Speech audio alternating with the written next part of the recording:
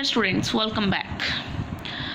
Now conduction and the kinetic theory. Kinetic theory basically क्या थी कि जो हीट है, जो टेम्परेचर है, वो ट्रांसफ़र हो रहा है. वो टेम्परेचर या जो हीट ट्रांसफ़र हो रही है उसको, उस जो प्रोसेस है उसकी एक्सप्लेनेशन जो थी वो हमें देती है काइनेटिक थ्योरी, कि किस तरह से वो चीज़ ट्रांसफ़र हो रही है. अब यहाँ पर क्या है कि मेटल बार यानी आप कोई भी चीज़ जो मेटल की बनी हुई, आप स्पून ही कंसिडर कर लें, जहाँ पर उन्होंने मेटल की एक बार शो की हुई है और नीचे ये बर्नर है. अब ये क्या है कि यहाँ पर हीट हो रही है एक साइड से. आप लोगों को आपकी पिछली जो फिगर है जिसमें सॉलिड और का मैंने आपको डिफरेंस बताया था, सॉलिड, लिक्विड और गैसेस का, इसमें मैंने ये कहा था ये क्या है, ये डिफरेंट मॉलिक्यूल्स हैं.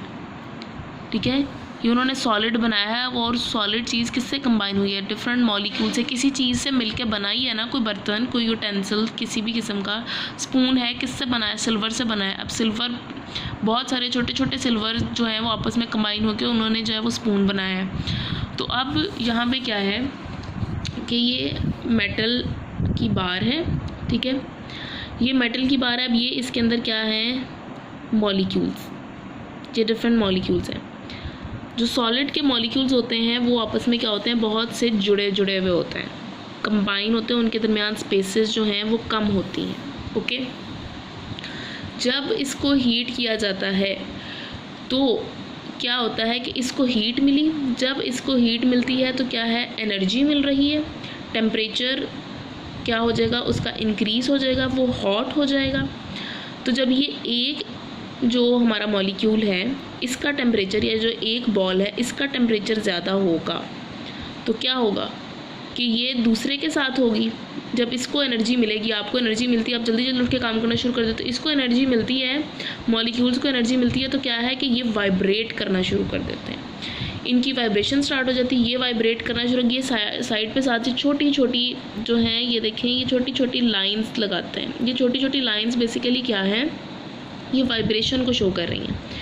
जब कोई चीज़ वाइब्रेट कर रही है, अब ये वाइब्रेट यूं अपनी जगह पे हिलने लग गया, इसने हिलते हिलते अपनी हीट इससे कहीं टकराया, अपनी हीट इसको ट्रांसफ़र कर दी, ये वाइब्रेट करने लग गया, और अभी इधर से मज़ीद हीट मिल रही है.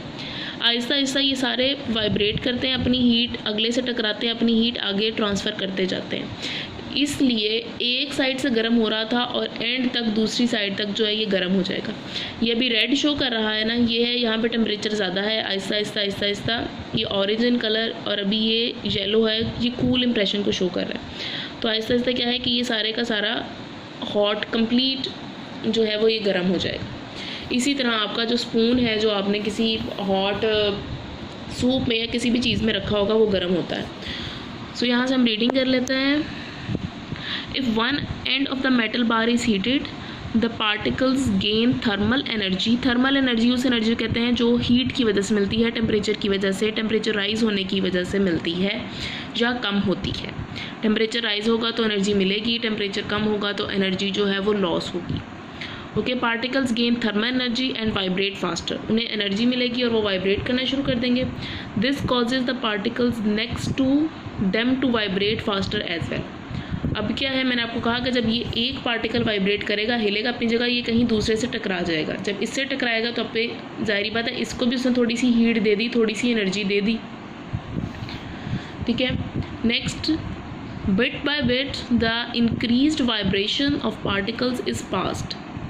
एक एक स्टेप करके, ठीक है, क्या हो रहा है कि जो वाइब्रेशन है पार्टिकल्स की वो एक दूसरे को ट्रांसफ़र होती जाएंगी अलॉन्ग द बार, पूरी की पूरी जो बार है उसमें, until the whole bar is hot, जब तक पूरी की पूरी बार जो है वो गर्म नहीं हो जाती.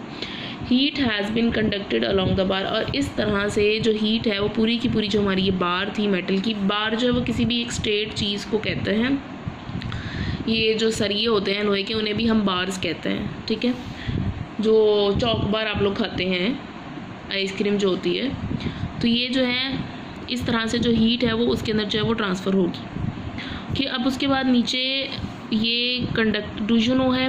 कॉपर जो है वो हीट का बेस्ट कंडक्टर होता है. कॉपर जो है हीट का भी और इलेक्ट्रिसिटी का भी बहुत अच्छा कंडक्टर है.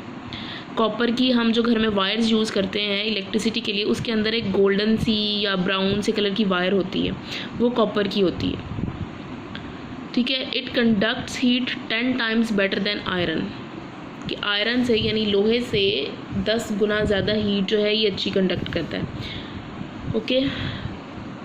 और नेक्स्ट क्या है, when heat energy travels bye conduction, जब कंडक्शन के प्रोसेस से हीट एनर्जी ट्रांसफ़र होती है तो क्या होता है कि ये एक एटम से या फिर एक मॉलिक्यूल, ये smallest cheese, smallest particle which is invisible, उसको हम कहते हैं एटम। बहुत सारे एटम्स कंबाइन होकर एक प्योर एलिमेंट बनाते हैं। एलिमेंट कंबाइन होकर सेम एलिमेंट्स या डिफरेंट एलिमेंट्स कंबाइन होकर बनाते हैं एक मॉलिक्यूल, ओके। अब जो हीट है वो ट्रांसफ़र होती है एटम से या मॉलिक्यूल से। हीट ने इससे वाइब्रेट करना है और हीट आगे ट्रांसफ़र होनी है। इट सेल्फ, खुद से इस मॉलिक्यूल ने यहाँ ट्रांसफ़र नहीं होना, ये बात याद रखें। वाइब्रेट करते करते ये इससे टकराएगा, अपनी एनर्जी इसको दे देगा, लेकिन ये नहीं कि ये यहाँ टकरा के खुद यहाँ पर आ जाएगा, ऐसा नहीं होगा, ओके। इसमें वो यही बात जो है वो बताना चाह रहा है कि जो हीट है, जो एनर्जी है वो ट्रांसफ़र होती है, इट सेल्फ कोई एटम या मॉलिक्यूल नहीं ट्रांसफ़र हो जाता, ओके। नेक्स्ट अब आपकी क्या है, ये टेस्ट योर सेल्फ। अब ये क्वेश्चन जो है वो मैं आपको स्लाइड्स में शेयर करूँगी, और एक और हमारा बल्कि पीछे वाला जो था टॉपिक, ये इसमें से ये सेकंड रहता है, what name is given to the change of the state from, कि अगर कोई चीज़ लिक्विड से गैस में कन्वर्ट हो रही है तो उसको हम क्या कहेंगे, सॉलिड से गैस में कन्वर्ट हो रही है तो इसको हम क्या नाम देंगे। इसी तरह गैस टू लिक्विड है, ये सारी क्या होंगी, ठीक है। ये अब ये वाला एक ये क्वेश्चन है, क्वेश्चन नंबर 2, ओके। और इधर से ये वाले जो क्वेश्चंस हैं, फर्स्ट 3 क्वेश्चंस जो हैं इनके आंसर्स जो हैं वो मैं आपको स्लाइड्स में शेयर करूँगी, आपने वहाँ से देख के जो है ना फिर नोटबुक के ऊपर इन्हें करना है, ओके।